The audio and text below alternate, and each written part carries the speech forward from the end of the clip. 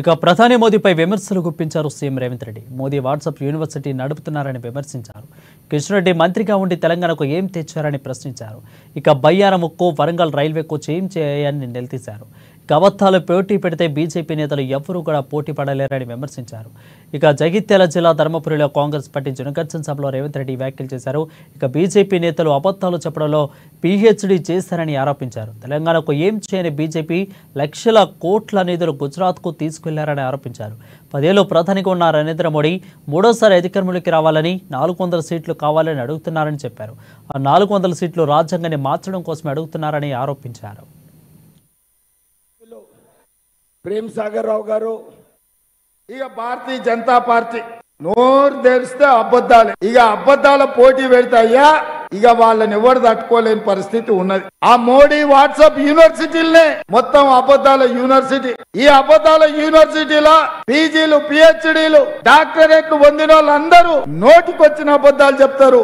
ఏ ఒక్కటి కూడా నిజం మాట్లాడరు. అందుకే ఇవాళ బీజేపీ నాయకులని వేదిక మీద నుంచి నేను ప్రశ్నించదలుచుకున్నా. 10 ఏళ్లు నరేంద్ర మోడీ గారు ఈ దేశ ప్రధానమంత్రిగా ఉన్నారు. అమిత్ షా గారు హోంశాఖ మంత్రిగా ఉన్నారు. కిషన్ రెడ్డి గారు 5 ఏళ్లు ఇక్కడనే మంత్రిగా ఉన్నారు. ఏమి తెచ్చిండ్రు తెలంగాణకు, ఏమి ఇచ్చిండ్రు తెలంగాణకు? ఆనాడు పునర్విభజన చట్టంలో సోనియామ్మ ఇచ్చిన బయ్యారం ఉక్కు కర్మాగారాన్ని కాలగర్భంలో కలిచేసి, అదే విధంగా వరంగల్ లో ఇచ్చిన కాజుపేట రైల్వే కోచ్ ఫ్యాక్టరీ నుంచి ఇవాళ వరంగల్ నుంచి లాతూర్ కు తరలించకపోయినరు. ఇవాళ మన తెలంగాణకు అన్యాయం చేసి, అదే విధంగా ఎన్టీపీసీ ద్వారా 4000 మెగావాట్ల విద్యుత్ ఉత్పత్తి సంస్థ నిర్మించాల్సింది 10 ఏళ్లలో 1600 మెగావాట్లు మాత్రమే నిర్మించి 2400 మెగావాట్లు నిర్మించలేదు. నేను వచ్చినాక ఎంబడి పడితే ఇప్పుడు ఒక్కొక్క అడుగు ముందుకు కదులుతుంది. గుజరాత్ కు మాత్రం బుల్లెట్ ట్రైన్ తీసుకెళ్లిరు, సబర్మతి రివర్ ఫ్రంట్ తీసుకెళ్లిండ్రు. ఇవాళ గిఫ్ట్ సిటీని నిర్మించుకున్నారు. లక్షల కోట్ల రూపాయలు నిధులు తరలించకపోయినరు. నేను అడుగుతున్న బీజేపీ వాళ్ళను, గుజరాత్ లో ఉన్నోళ్ళే మనుషులా? తెలంగాణలో ఉన్నోళ్ళు మనుషులు కాదా?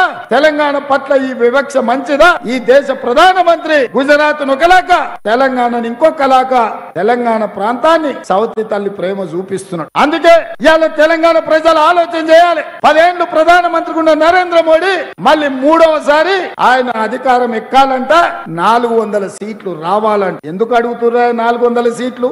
వాళ్ళు ప్రభుత్వం కావాలని అడుగుతలేరు, 400 సీట్లు కావాలని ప్రత్యేకంగా చెప్తున్నారు.